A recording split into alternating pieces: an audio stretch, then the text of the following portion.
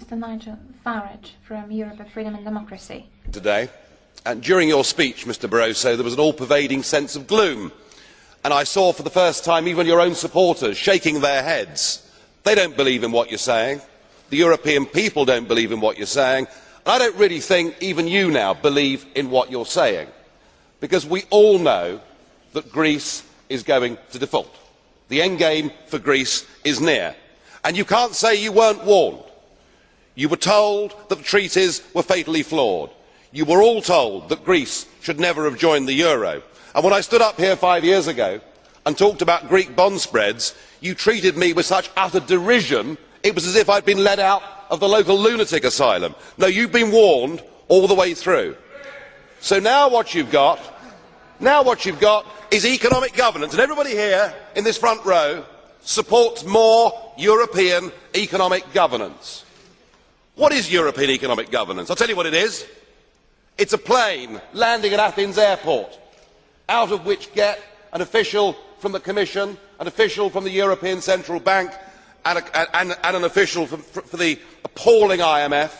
And those three people, the Troika you call them, go in, they meet the Greek government, and they tell the Greek government what they may or may not do. You have killed democracy in Greece.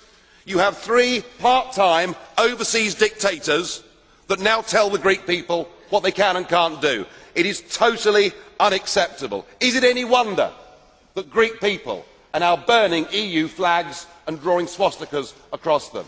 You are, frankly, unless Greece is allowed to get out of this economic and political prison, you may well spark a revolution in that country. I suppose there is some good news at least, and that is that in Germany people are waking up. Right up to the President, people are saying all of this represents the death of democracy. None of this can work, and the German people simply will refuse in the end to pay the bill. Your one achievement is you have split Europe between North and South. The Greeks now badmouth the Germans. The Germans badmouth the Greeks. I have one last plea, Mr. Barroso. Will you please help Greece? Help her to get her currency back. Help her to reschedule her debts. Help her out of the mess that you have put her into. Your policies have failed. Stand up, be a man, admit it.